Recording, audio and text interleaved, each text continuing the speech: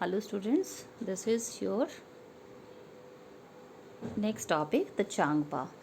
Changpa जो थी वो एक ट्राइब थी, मैंने क्या बोला, there I met Namgyal and came to know about the Changpa. बोला वहाँ पे मैं किसके साथ मिला, नामग्याल के साथ, और चांगपा लोगों के बारे में जानने के लिए उनके पास आया। अ tribe living on the mountains, ये एक ऐसी ट्राइब थी जो माउंटेन्स पे रहती थी। The Changpa tribes has only about 5000 people. Changpa tribe में लगभग 5000 लोग थे। The Changpas are always on the move. Changpas होते थे वो हमेशा मूव करते रहते थे with their goats and sheep. अपनी भेड़ बकरियों के साथ वो एक जगह से दूसरी जगह मूव करते रहते थे। It is from these that they get all that they need.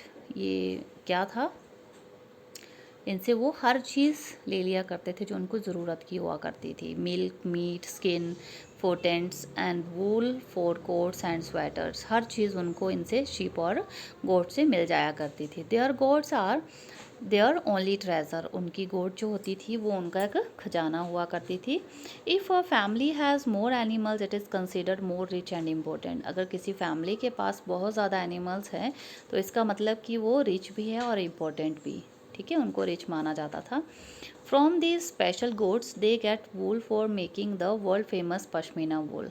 और इन स्पेशल गोट से उनको क्या मिलता था, कौन सी वूल मिलती थी, वर्ल्ड फेमस पश्मीना वूल मिलती थी।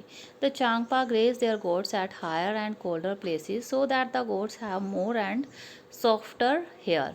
चांगपा जो है वो ग्रेज करते थे अपनी गोट्स को हायर और कोल्डर प्लेसेस में, और ये गोट्स जो है उनको उनके पास फ़र जो होते थे सॉफ्ट होते थे, बहुत सॉफ्ट। जितनी हाई एल्टी पर वो ग्रेस करती थी उतने ही सॉफ्ट फ़र उनके हुआ करते थे, क्योंकि जो हाई एल्टी में है वो टेम्परेचर बहुत ज़्यादा डाउन होता है, बहुत ठंड होती है, तो वो अपने आप को अडेप्ट करती थी, और जो अडेप्ट करती थी उनके फ़र भी बहुत सॉफ्ट हुआ करते थे।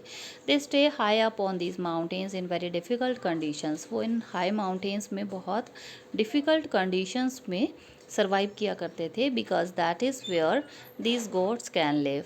इसलिए वो, क्योंकि उनको वहाँ पे अपनी गोट्स के साथ रहना होता था। This is their life and their livelihood. वही उनका जीवन होती थी और वही उनकी जीविका।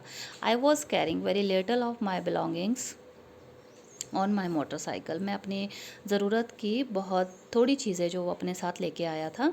But the Changpas carry everything that they own their horses and yaks. But Changpas जो होते थे वो अपने साथ हर चीज़ लेके चला करते थे अपने हॉर्सेज और याक्स के ऊपर।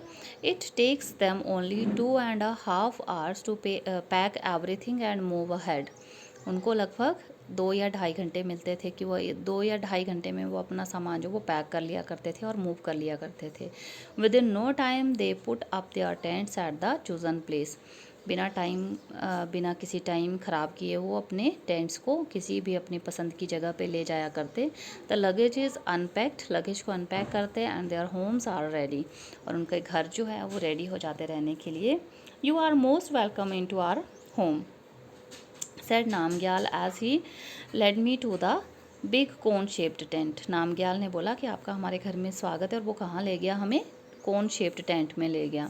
दे कॉल देयर टेंट रीवो। वो अपने जो उनका टेंट होता था उसको क्या बोलते थे, रीवो बोलते थे। Yak hair is woven to make strips which are stitch together.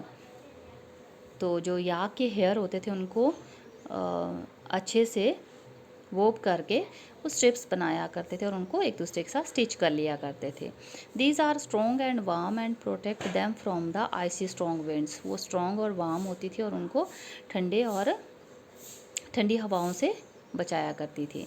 I saw that the strips were tightly tied with 9 sticks. मैंने देखा कि स्ट्रिप्स जो है उनको टाइटली टाइड किया जाता था 9 स्टिक के साथ। The ground is dug about 2 feet deep. Ground को लगभग 2 फीट गहरा खोदा जाता। The tent is then put up around this on the higher part of the ground. और टेंट को वहाँ पे लगा दिया जाता, जो ग्राउंड का थोड़ा ऊंचा सा पार्ट होता है वहाँ पे उसको लगा दिया जाता, ठीक है, उस टेंट को, जिससे कोई प्रॉब्लम ना हो, पानी ना आए, और जो कोई और प्रॉब्लम है जैसे कोई भी चीज़ हाई थोड़े हायर उस पर होती है प्लेस पे, तो वहाँ पे वो सेफ़ रहती है, ठीक है। सो बेटा इसके लिए इतना ही काफ़ी आज के लिए। ओके, किसी को कोई डाउट हो ही और she can ask me. Okay then, thank you.